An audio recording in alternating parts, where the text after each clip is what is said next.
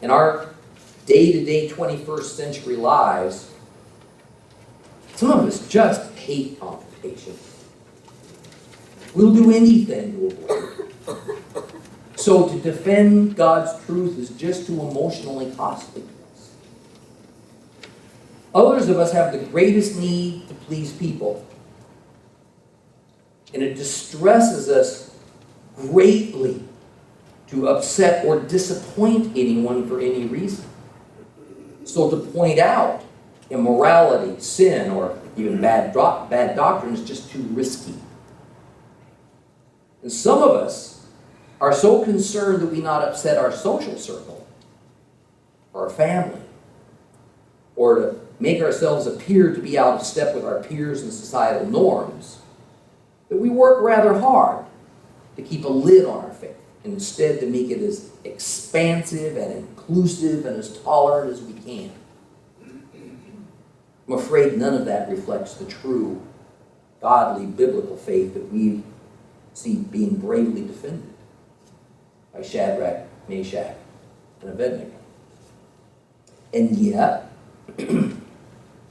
let's look at what these three Jews did from another equally difficult angle. How often I've been reminded by my brothers and sisters in the Lord that much patience and pacifism is required on our part, because we are always to obey our government at all costs, even if it bothers our Christian sensibilities. If I only had $1 for all the time some of these following passages have been quoted to me as a proper cause for Christian inaction and silence. Listen to this one out of 1 Peter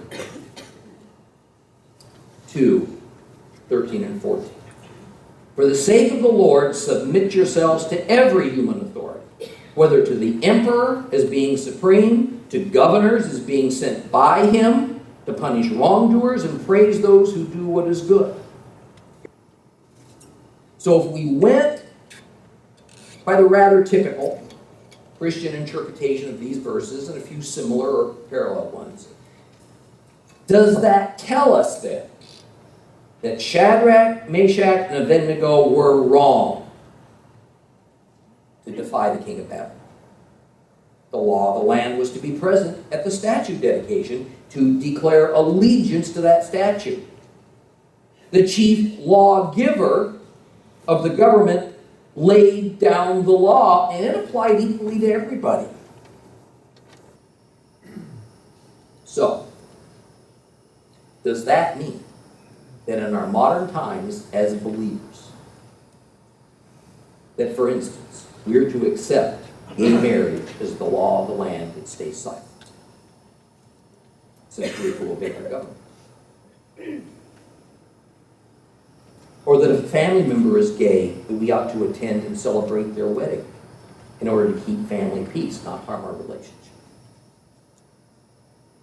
Or if we have a family or a member or a friend living with a significant other without being married, that we should say nothing or treat that situation as though they were married?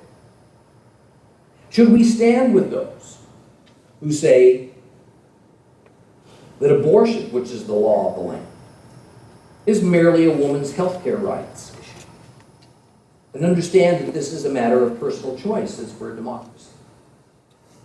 How about the subject of Israel? Do we agree that Israel is merely a foreign policy issue, and that our own national interests, as described by our government, override any concern of tiny Israel over their hereditary land rights, or the right to defend themselves, or even to be a Jewish state, which is more and more being described as racism? The point is that our answers to these questions always involve a self-imposed limit on just how far we're willing to go as regards our personal faithfulness. And in our day, those believers who are perceived as going the farthest and stretching the limits and remaining the staunchest in administering their Judeo-Christian faith beliefs to every area of their lives, well, they're labeled as fundamentalists and fanatics. And as such, threats to peace, to universal tolerance. If Shadrach, Meshach, and Abednego lived today, I don't think they'd be painted in any better light, even among believers, than the Babylonians saw them in the 6th century BC. They would be seen as ignorant hangers-on to an ancient faith that doesn't apply to their new situation.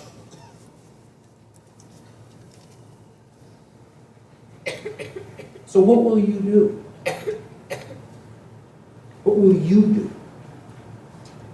What will you choose when you have a choice between absolute faithfulness or continued comfort and personal peace? Thankfully, few of us will ever face what those 3 Jewish men were facing. Yet, of only the few examples I've confronted you with, we face choices every single day regarding faithful submission to God versus personal freedoms.